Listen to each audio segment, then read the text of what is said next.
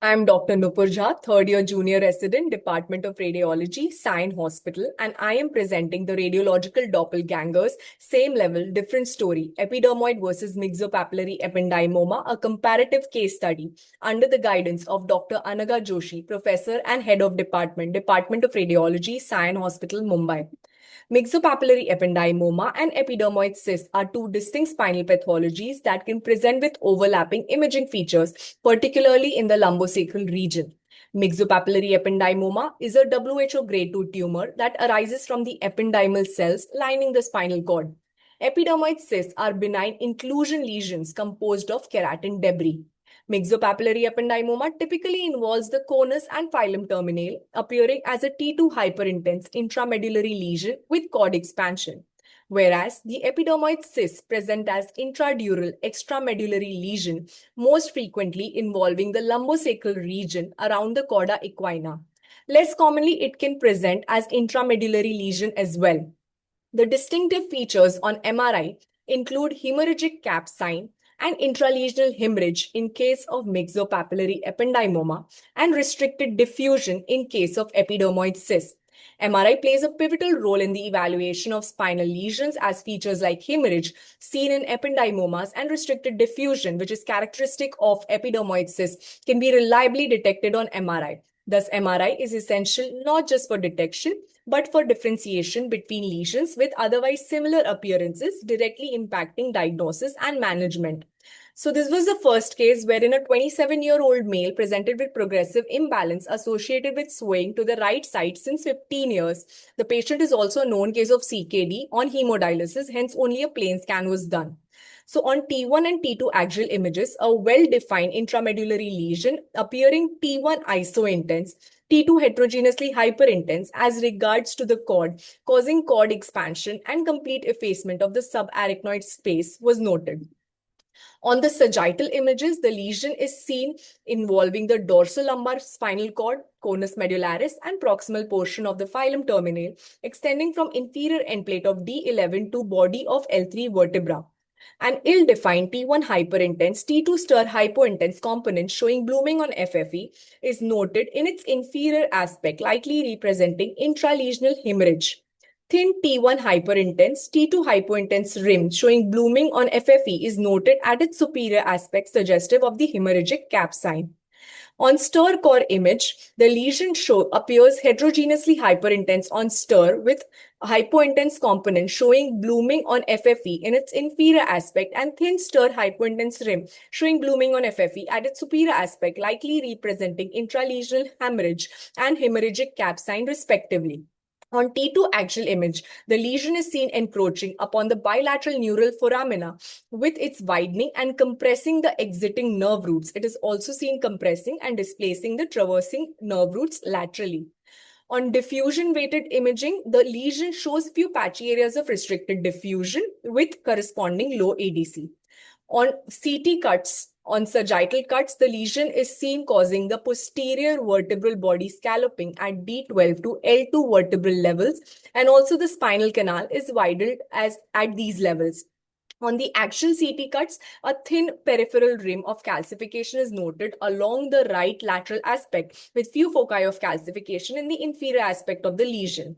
So to conclude, it is an intradural intramedullary lesion involving the dorsolumbar spinal cord, conus medullaris, and proximal portion of the filum terminale, extending from inferior end plate of D11 to body of L3 vertebral level, causing cord expansion, complete effacement of the subarachnoid space with compression and displacement of the traversing nerve roots, and posterior vertebral body scalloping, spinal canal widening at these levels with hemorrhagic cap at its superior aspect, and intralesional hemorrhage along with calcification as described above. Intramedullary spinal cord tumor, likely myxopapillary ependymoma with intralesional hemorrhage, was considered in this case.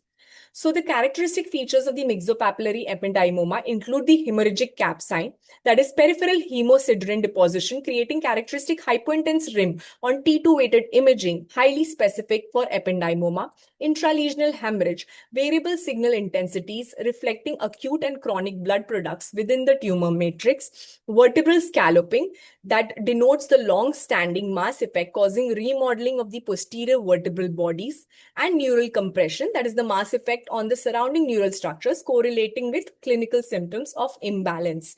So this was the second case wherein a 17-year-old female presented with low back ache since 5 years.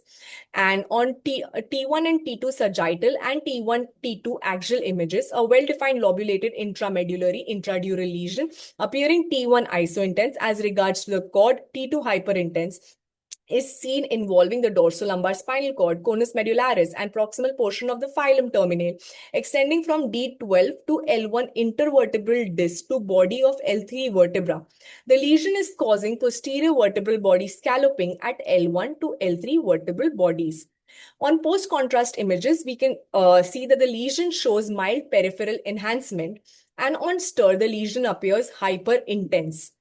On diffusion, the lesion shows restricted diffusion with corresponding drop in ADC. So to conclude, it is a mildly peripherally enhancing intramedullary intradural lesion involving the conus medullaris and the chorda equina, appearing T1 isointense, T2 stir hyperintense, showing restricted diffusion with corresponding drop on ADC, extending from level of D12 to L1 intervertebral disc to body of L3 vertebra, suggestive of an epidermoid cyst.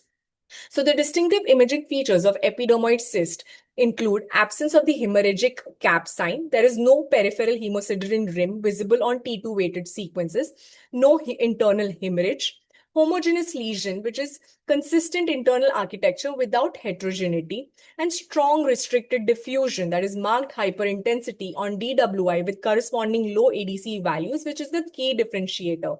So this is a direct comparison table wherein we can see that the location of the myxopapillary ependymoma is intramedullary and epidermoid cyst is intradural extramedullary. On T2, both of them show hyperintense signal. Hemorrhage is present in myxopapillary ependymoma, whereas it is absent in epidermoid cyst. Hemorrhagic cap sign is characteristic of the myxopapillary ependymoma, whereas it is absent in epidermoid cyst. And restricted diffusion is a characteristic of the epidermoid cysts. Myxopapillary ependymomas may or may not show. They might show minimal restricted diffusion. So both the entities may appear identical on conventional T1, T2 imaging, but hemorrhagic cap sign and diffusion characteristics provide definitive differentiation. So the key learning points here are the hemorrhagic cap sign, which is pathognomic for ependymoma. Peripheral hemosiderin deposition creates characteristic T2 hypointense rim. Restricted diffusion, which is definitive for epidermoid, markedly hyperintense on DWI with low ADC values due to the viscous content. And there are subtle differences that matter. Conventional sequences are insufficient. Advanced imaging, that is diffusion weighted imaging, is essential for accurate diagnosis. So accurate MRI diagnosis is crucial as it directly guides the treatment, extent of surgery, and need for the radiotherapy. It also helps in preoperative planning and screening for CSF dissemination in myxopapillary ependymoma, thereby impacting prognosis and follow-up. Spinal epidermoids are managed with maximal safe surgical excision. Capsule may be left if it is adherent. There is no routine radiotherapy required. Myxopapillary ependymomas, on the other hand, require a gross total resection with intact capsule, adjuvant radiotherapy if resection is incomplete or the capsule is violated. Thank you so much.